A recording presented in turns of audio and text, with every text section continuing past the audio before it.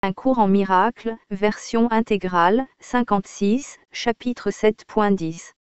Les dons du royaume. 10. La confusion entre douleur et joie. Le royaume est le résultat de prémices, tout comme l'est de ce monde. Peut-être as-tu suivi le raisonnement de l'ego jusqu'à sa conclusion logique, qui est une confusion totale en tout. Si tu voyais réellement ce résultat, tu ne pourrais pas le vouloir. La seule raison pour laquelle tu pourrais en vouloir n'importe quelle partie, ce serait parce que tu ne le vois pas tout entier. Tu veux bien regarder les prémices de l'ego, mais point leurs conséquences logiques. N'est-il pas possible que tu aies fait la même chose avec les prémices de Dieu? Tes créations sont la conséquence logique de ces prémices. Sa pensée les a établies pour toi. Elles sont exactement là où elles doivent être. Leur place est dans ton esprit comme partie de ton identification avec le sien, mais ton état d'esprit, et ce que tu reconnais en lui, dépendent de ce que tu crois à propos de ton esprit. Quelles que soient ces croyances, elles sont les prémices qui déterminent ce que tu acceptes dans ton esprit. Il est sans doute clair que tu peux à la fois accepter dans ton esprit ce qui n'y est pas et nier ce qui y est.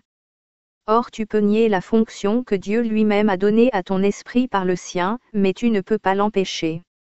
C'est la conséquence logique de ce que tu es. L'aptitude à voir une conséquence logique dépend du désir de la voir, mais sa vérité n'a rien à voir avec ton désir. La vérité est la volonté de Dieu. Partage sa volonté et tu partages ce qu'il connaît. Nie sa volonté comme tienne et tu unisses son royaume et le tien. Le Saint-Esprit te dirigera uniquement pour t'éviter la douleur. Il est sûr que personne ne ferait objection à ce but s'il le reconnaissait. Le problème n'est pas de savoir si ce que dit le Saint-Esprit est vrai, mais si tu veux écouter ce qu'il dit. Tu ne reconnais pas plus ce qui est douloureux que tu ne connais ce qui est joyeux, et tu es, de fait, très enclin à confondre les deux. La fonction principale du Saint-Esprit est de t'enseigner à les distinguer. Ce qui est joyeux pour toi est douloureux pour l'ego, et aussi longtemps que tu auras un doute sur ce que tu es, tu confondras joie et douleur. Cette confusion est la cause de toute l'idée de sacrifice. Obéis au Saint-Esprit et tu abandonneras l'ego. Mais tu ne sacrifieras rien. Au contraire, tu gagneras tout. Si tu croyais cela, il n'y aurait pas de conflit. Voilà pourquoi tu as besoin de te démontrer à toi-même ce qui est évident. Ce n'est pas évident pour toi. Tu crois que faire l'opposé de la volonté de Dieu peut être mieux pour toi? Tu crois aussi qu'il est possible de faire l'opposé de la volonté de Dieu? Par conséquent, tu crois qu'un choix impossible s'offre à toi, un choix qui est à la fois apeurant et désirable. Or Dieu veut. Il ne souhaite pas. Ta volonté est aussi puissante que la sienne parce que c'est la sienne. Les souhaits de l'ego ne signifient rien, parce que l'ego souhaite l'impossible. Tu peux souhaiter l'impossible, mais tu ne peux vouloir qu'avec Dieu. Cela est la faiblesse de l'ego et c'est ta force. Le Saint-Esprit se range toujours avec toi et avec ta force. Tant que tu évites d'être guidé par lui de quelque façon que ce soit, tu voudrais être faible. Or la faiblesse est effrayante. Que peut donc signifier cette décision, sinon que tu voudrais avoir peur?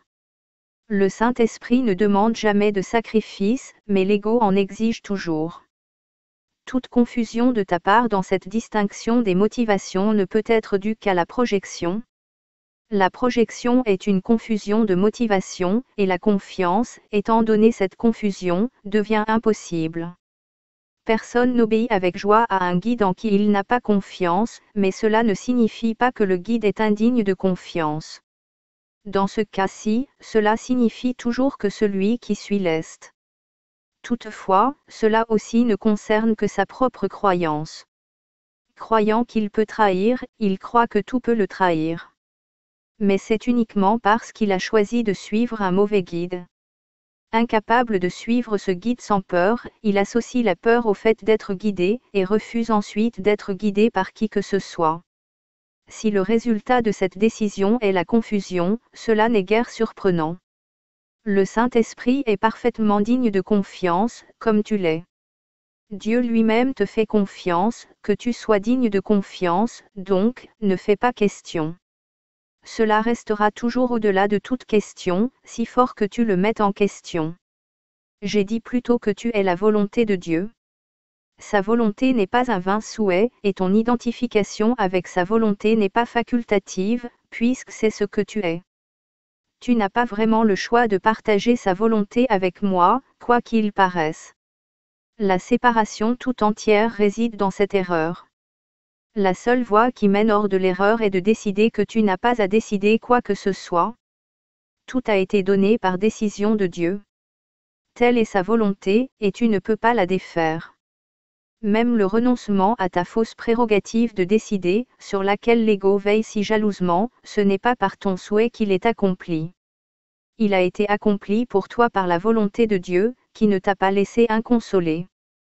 Sa voix t'enseignera comment distinguer entre la douleur et la joie et te conduira hors de la confusion que tu as toi-même faite. Il n'y a pas de confusion dans l'esprit d'un fils de Dieu, dont la volonté doit être la volonté du Père, parce que la volonté du Père est son Fils. Les miracles sont en accord avec la volonté de Dieu, dont tu ne connais pas la volonté parce que tu ne sais plus ce qu'est ta volonté. Cela signifie que tu ne sais plus ce que tu es. Si tu es la volonté de Dieu et que tu n'acceptes pas sa volonté, tu nies la joie. Le miracle est donc une leçon sur ce qu'est la joie. Étant une leçon de partage, c'est une leçon d'amour, qui est la joie. Ainsi chaque miracle est une leçon de vérité, et c'est en offrant la vérité que tu apprends la différence entre douleur et joie.